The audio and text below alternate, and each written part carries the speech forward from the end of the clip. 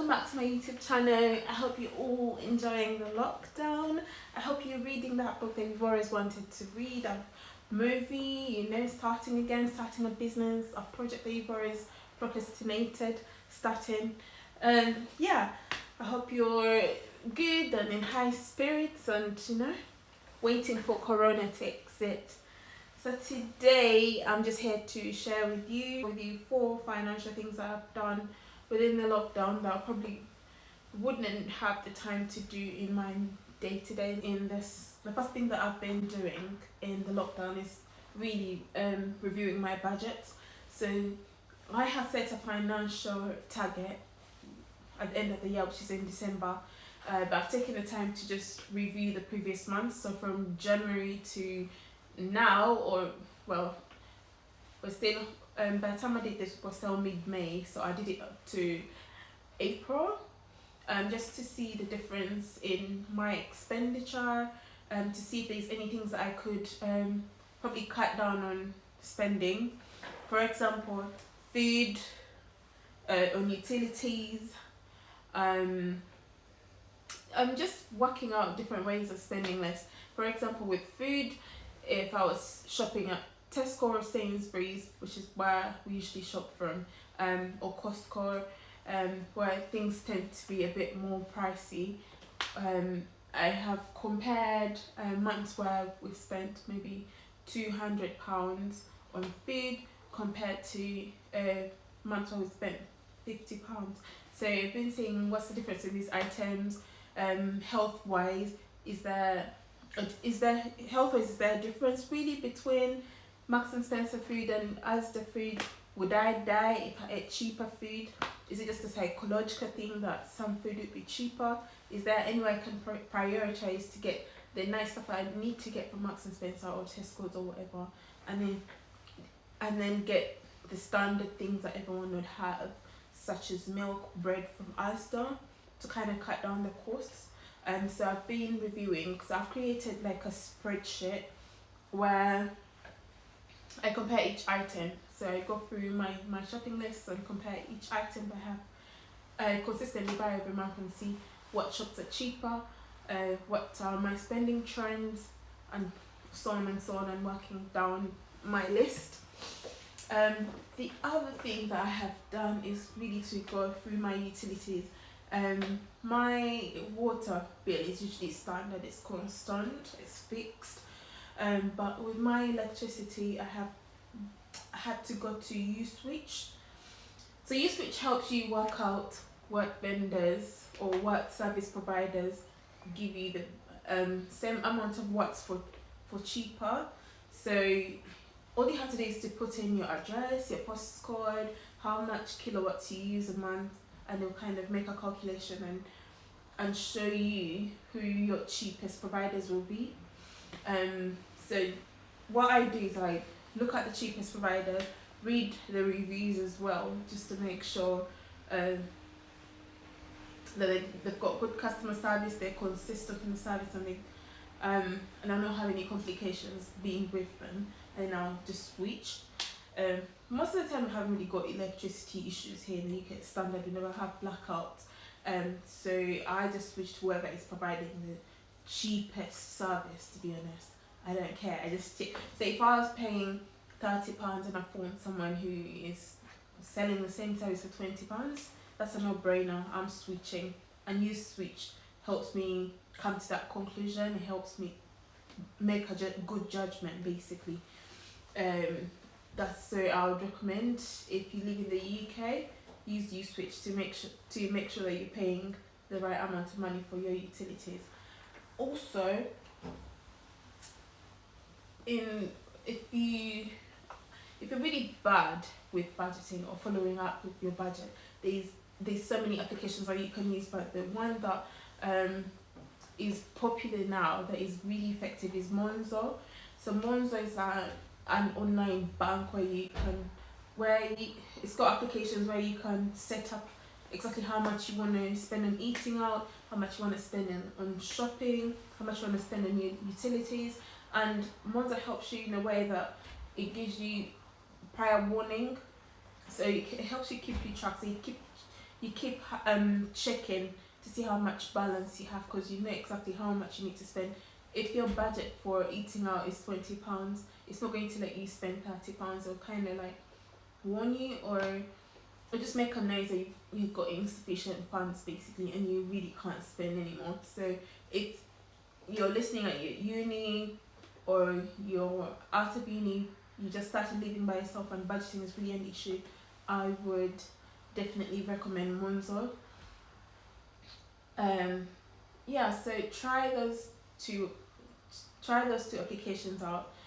You can't really do it without the spreadsheet. So you need the spreadsheet, you need the U-Switch, and you need the Monzo. I'd recommend that you try it out and see how it works for you, and then you let me know in how if it's really effective for you, because I find it very effective for myself. Okay, so the second thing that I have done is really just to ensure that I'm paying the right taxes. So I've had to visit the HMRC for self-assessment, and this is probably recommended for people who are self-employed, not people who are unemployment. Because if you're employed, then most of the time you don't do your own taxes, unless you work for an agency. I find agencies to be really dodgy. They would either underpay or not pay your taxes, so it's up to you to keep track on whether you're paying your taxes.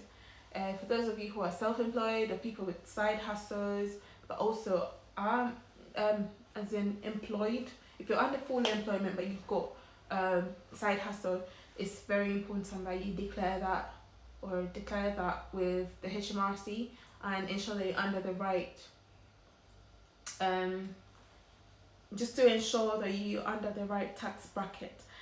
Otherwise 6 months down the road they might come with a hefty fine, and you might be forced to back pay all the money that you haven't been paid, not because it's your fault, but you never really took the time to find out if you're in the right bracket, and then they'll make the calculation for you. So you have to go to HMRC, make the self-assessment, make sure you're paying enough money.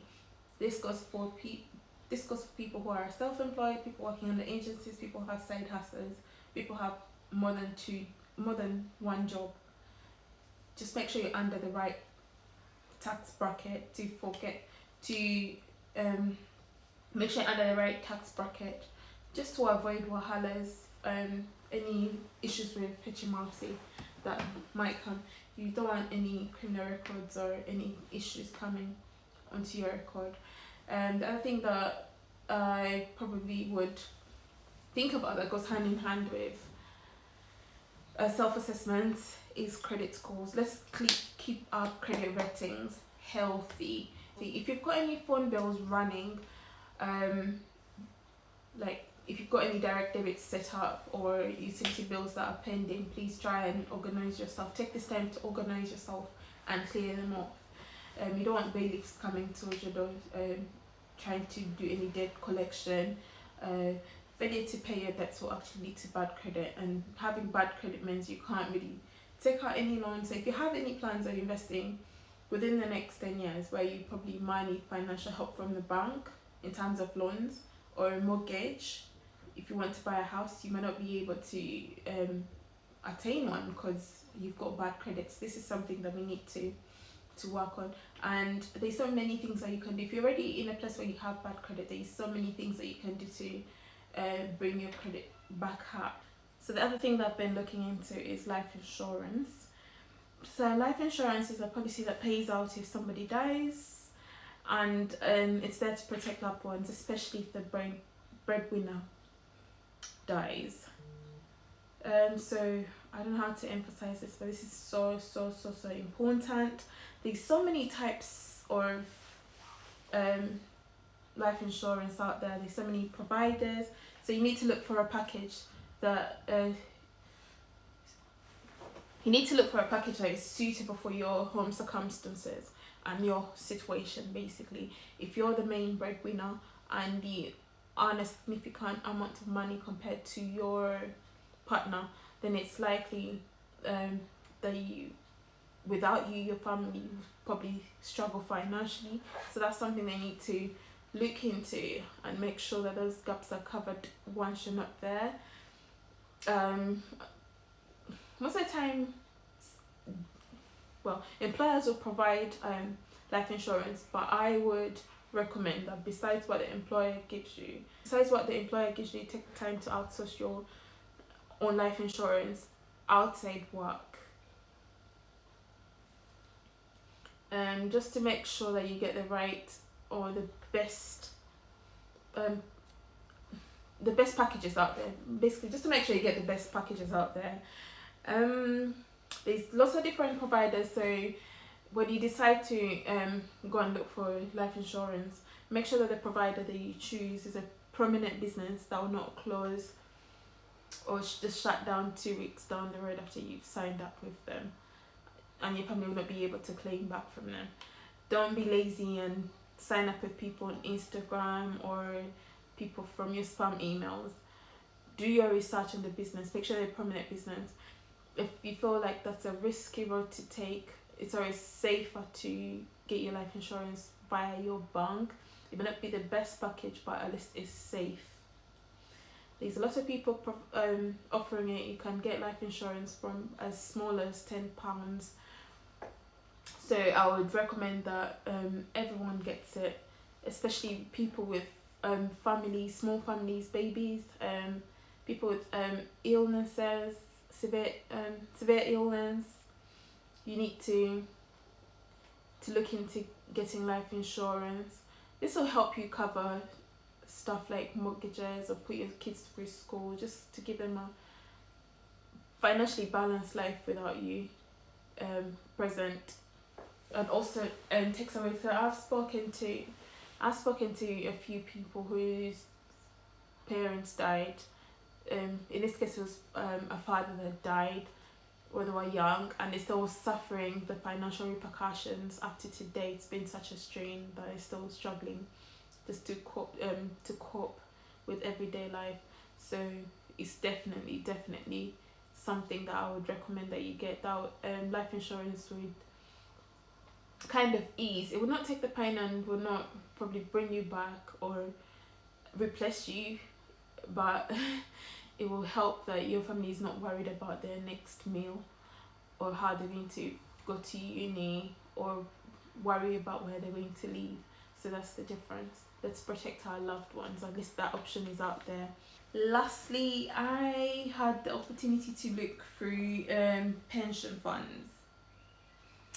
This is very, very important. I know when I was 21, you'd be like, oh, have you set up your pension fund? And I'd be like, but I'm only 21. Nah, 21 doesn't last forever. Before you know it, will be retirement age. And if you haven't planned so well for it, you'll be in trouble. So I've been asking myself, I've set up 5 questions that I've been asking myself that might be helpful to you. So have you got a pension fund? Do you know who your provider is? Are you paying enough money? How much are you paying? Are you sure how much are you paying into the pension fund? And have you assessed to make sure that money will be enough to sustain you once you retire?